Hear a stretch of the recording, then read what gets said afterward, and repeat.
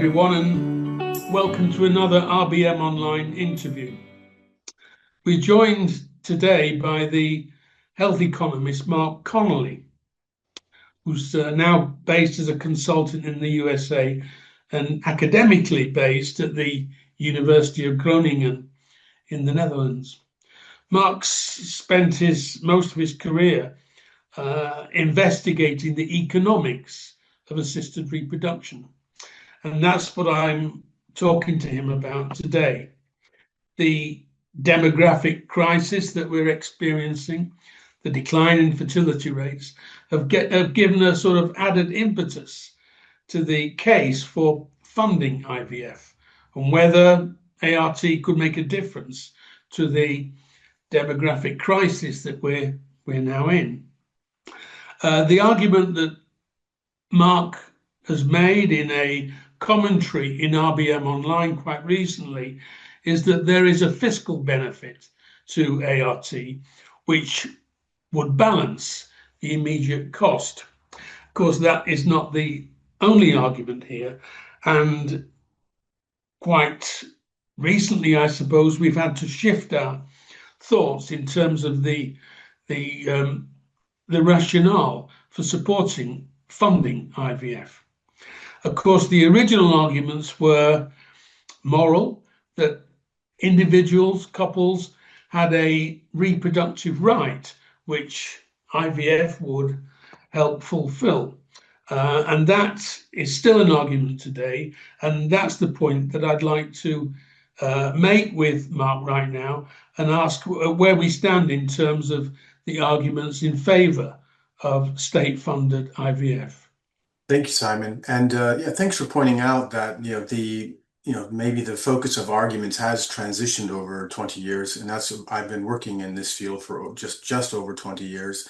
But the reality is the moral argument that infertility is a disease and therefore it should be treated has existed as the WHO definition describes, and they have a specific definition of what infertility really is.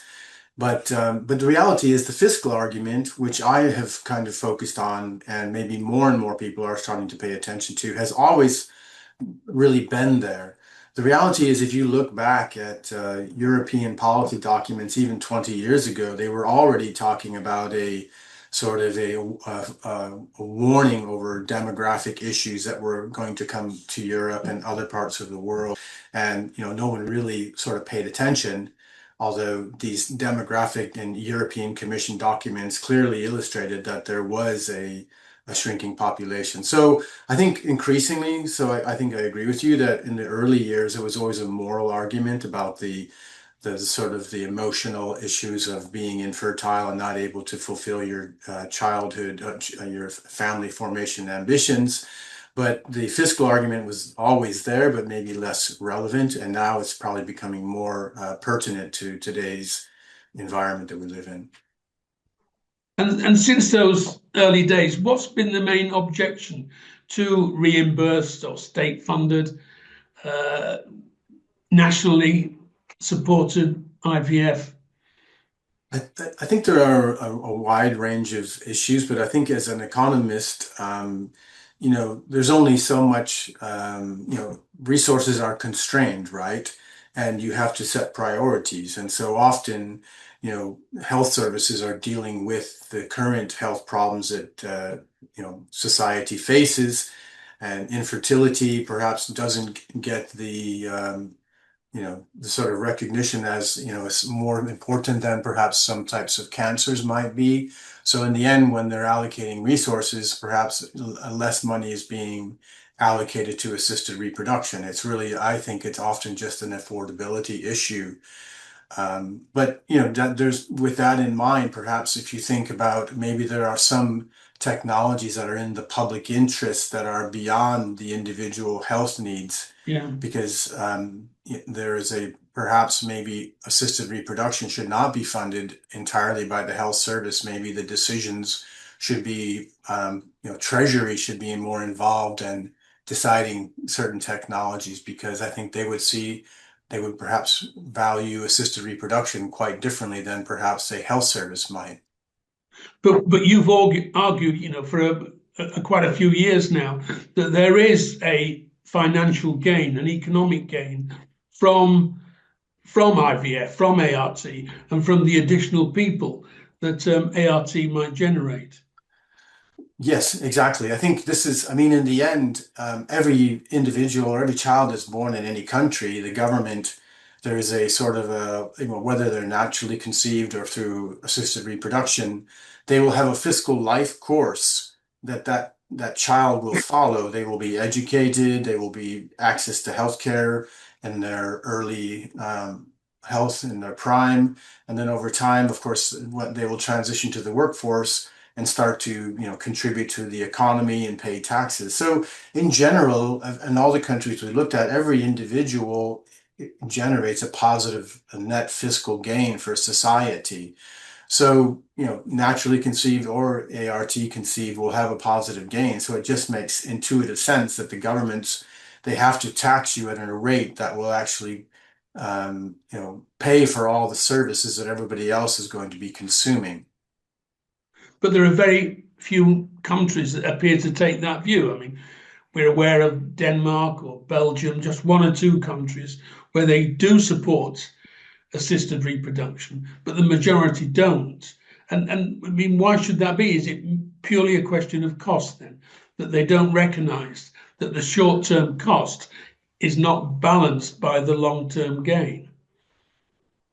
There could be some, I mean, I guess perhaps maybe in many health services, their goal is not to think about the long-term fiscal sustainability of the society. Their goal is to treat people on an annual basis, right? So they do perhaps make more short-term decisions and not take the long-term view. But so that could be one situation. But I think increasingly, and if you look in, what I've seen in several countries, that increasingly governments have made the conscious decision to say, look, we are now going to start funding assisted reproduction. And it's not entirely just because of the moral arguments that we've already highlighted or the to ease the pain of being infertile, but they're saying we just want the children. It's pretty clear that they've moved ART or infertility and assisted reproduction into the pronatalist category, which is a big transition to make because historically, we have these policies that governments have had for many years to try and, ease the financial pressures of having children. They can be considered family policies. Some are not and maybe directly considered pronatalist, but they can have an influence on the willingness of people to have children. And in my view, I'm not sure how widely held this is, that ART is the only true pronatalist policy that governments can fund because the entire intent is to make a child. So you cannot be any more pure pronatalist than that. And I think that moving in. In your commentary, you draw a distinction here on this question of pronatalist policies or initiatives, that things like baby bonuses or tax breaks or childcare, these sort of things, that they're aimed at a population of people who already don't want children. They're probably fertile couples, but they've chosen not to have children. If we shift the emphasis, the perspective from that population to a different population, that is couples who want children but can't because they're infertile, that's quite a big shift, isn't it? They're two quite distinct populations. Now, if the former, the pronatalist policies like tax breaks or baby bonuses, if they don't work in terms of the demographic crisis that we're now in, because they're aiming for the wrong population, is it likely that subsidized ART would work because it's a different population of people who do want children, but they're not able to because they're infertile? Right. Well, I think I'm not a demographer, but I mean, I do study the demographics and the demographic policies. And so I think we make the distinction between, these family-friendly policies or pronatalist policies are targeting, as you would say, the sort of able, meaning able to have children, but perhaps unwilling. whereas MAR, assisted reproduction, is targeting those who are the willing but unable to have children. Exactly. So the proportion of people that are going to require the impact is going to be very small, but I think it's going to be a very clear demonstrated contribution of future children. And I think, there are several publications that are out there that indicate what is the contribution of ART children to the total fertility rate in countries. So in a sense, it's, in my view, it's the low hanging fruit, because these are the people who are already saying, hey, I want to have a child. Exactly. Yeah. Due to some biological issues, I'm unable to have a child, and I'm in the clinic. So now the question is, who's going to pay for it? Who's going to, and who's going to reap the benefits? And I think I try to make this distinction, is that being a parent is kind of it's a selfless act, right? It's a community service. We all raise children and we put our own resources into this activity with the understanding that we will, as parents, get no financial gain from our children, really, unless your child is a famous tennis star, perhaps. Yeah. But the reality is, but all these economic gains will trickle through to society. So in the end, the society will benefit from your parenting output that you've willingly given.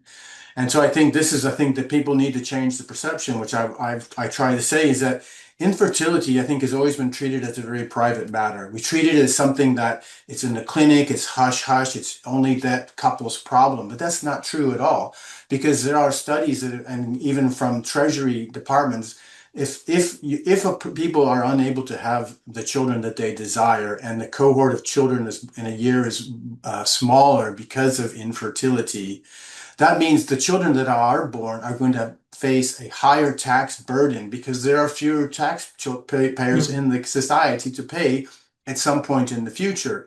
So the reality is we are all impacted by infertility. Even though you individually may not be infertile, there are, your children could be impacted by the infertility of other couples. So the reality is we are all connected through public economic systems. The taxations that we pay, the pensions that we contribute to and receive at various stages of our lives, the benefits we receive our government, we are all connected together economically. And it's all about, the numbers of people who are paying into the system and funding it through taxes, and those who are consuming the resources that the governments have made to people. So I think if that's the one key message I want people to take away, is that we are all really impacted by infertility and people unable to fulfill their family desires. And given your arguments here and the sort of demographic crisis that we're in, do you think it's likely that governments would accept what you're saying? And are we likely to see an increase in the number of countries that are supporting ART? I think many countries politically have already made this decision. A few countries in Eastern Europe, a few countries in Asia, they've deliberately are now funding assisted reproduction because of the children that they want. Yeah. I think the reality is we need to move the argument beyond the health service, because the health service has a limited budget, like many government ministries do. And the reality is maybe we need to shift our arguments to other people, with the pension fund, the social benefits department, or the Treasury. So I think we need to move just beyond the health system and think that they are the ones that are solely responsible. Because of course the health system has a big obligation of taking care of the living. It doesn't have to really think about the future so much. It just has to think about who do we need to treat next year.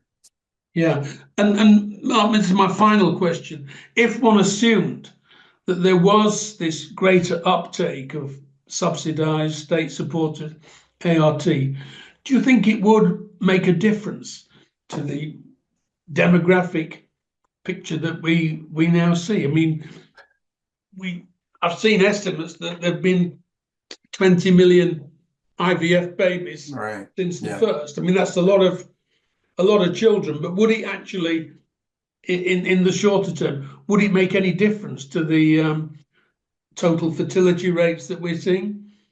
Yeah, I think it's a very good question, and I'm not a demographer, but I think what I have read from what demographers say is that it would be a small but meaningful contribution.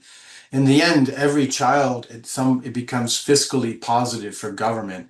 So even if a policy only increases the birth rate by a few thousand, those few thousand of children that are born are going to, at some stage, have a positive fiscal benefit for their government. So that's why in a lot of the work that we've done, and it's maybe not drawn out so clearly in the commentary in RBM Online, is that each individual is fiscally positive on average. Okay, some people are going to be very super positive and generate millions in tax revenue. Some people might not reach the average. Our analyses always use an average individual, but on average, when we look at it, each individual born in a country will have a positive fiscal impact.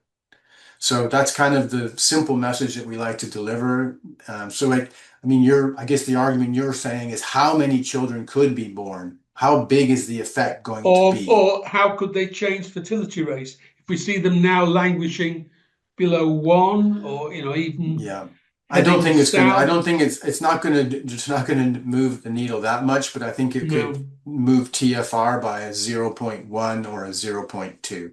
Sure. But it's not going to get you into the area that you need to be for maybe sustainability. But in the end, each child will have a positive fiscal impact. So I think that is the final kind of point that I like to make. Sure. On okay, average. Mark, well, that's great. So thank you very much, and we'll leave it there. Great. Looking forward to seeing the paper launched. Thank you very much. Okay, Mark, thank you. Bye-bye.